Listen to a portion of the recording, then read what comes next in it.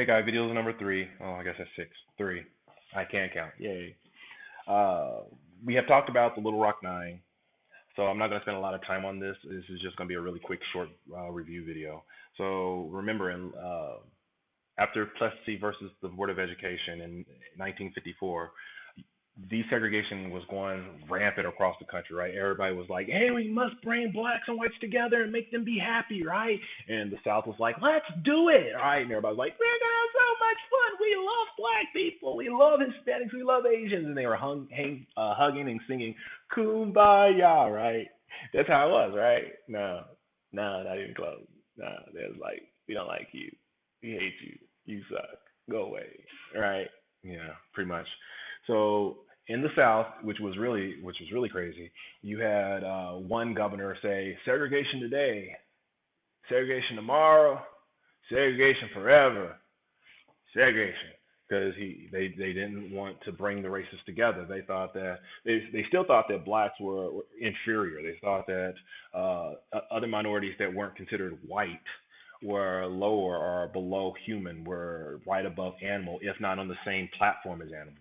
So in the South, you want to bring these animal type creatures into the same school as your child. So a lot of these white parents were very upset. So they didn't. So no state wanted to be the first state to segregate their kids. Well, there was a court case in Little Rock, Arkansas. Central High School was forced to desegregate. So the NAACP, which was the National Association for the Advancement of Colored People, picked 9 outstanding black students to attend Central High School uh,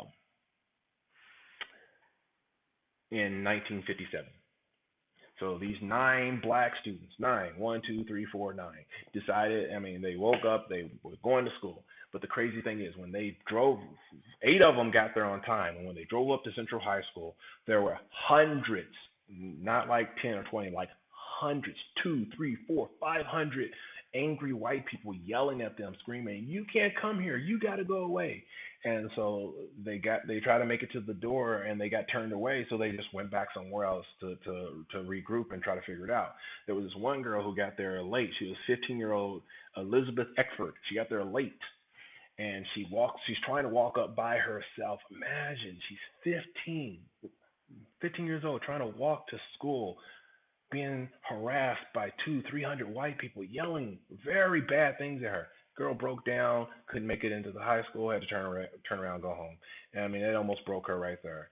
So the National Guard the governor called in the National Guard to stop these kids from coming to school.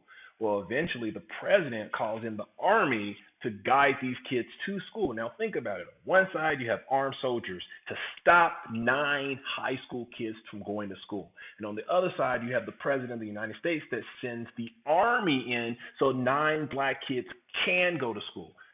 You have 2 armed sides pointing guns at each other. That's called a battle, just so kids can go to school. So the 9 kids eventually got to go to school, but that year was very bad because they were harassed, they were made fun of, they were picked on by teachers and students alike, and they still had to prevail. They couldn't fight back because if they fought back, they would most definitely be kicked out of the school, and that's what everybody else wanted.